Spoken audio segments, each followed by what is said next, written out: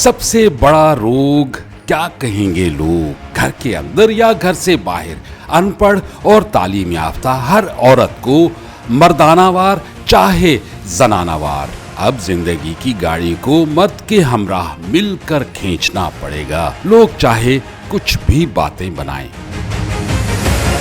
اگر آپ ہنر مند ہیں، آپ میں صلاحیت ہے، آپ آگے بڑھیں، کیوں مرد کے ہاتھ کو دیکھیں؟ مرد کا بازو کیوں نہ بنے؟ بولا گیا ہے نا کہ مرد اور بیوی گاڑی کے پہیے ہیں، تو جب پہیے برابر ہوں گے تو زیادہ اچھے سے گاڑی چلے گی۔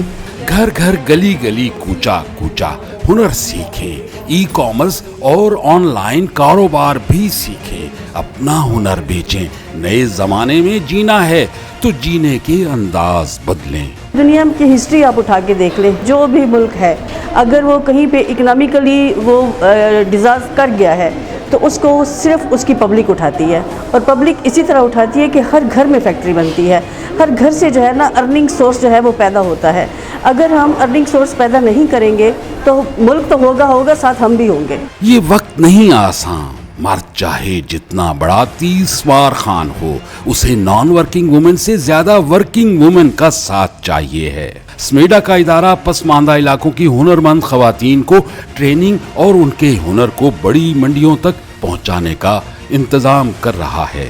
سمیڈا اس وقت خواتین کے لیے یہاں پہ سمیڈا نے business skill development centre start کیا ہے، جس سینٹر نے کیٹر کیا ہے نہ صرف ڈی آئی خان کی خواتین کو بلکہ بھکر سے خواتین کو، لکی مروت سے خواتین کو، ان سب کے بزنسز کو یہاں پہ انکارپوریٹ کیا ہوا ہے۔ یہاں پہ ان کو ڈسپلے سینٹر اویلیبل کیا گیا ہے۔ ہم ملکی سطح سے اس کو اب بین الاقوامی سطح پہ لے جانا چاہتے ہیں۔ ڈیرہ اسماعیل خان کی خواتین کو بین الاقوامی لیول کے اوپر ان نمائشوں میں ان کی اشیاء کو پہنچائیں گے۔ ہماری خواتین ملک کی آدھی آبادی ہے، اگر مردوں کے ساتھ ساتھ یہ بھی ملکی معیشت میں اپنا ہنر اور صلاحیت شامل کر لیں تو دیر ہوئی ہے، اندھیر نہیں۔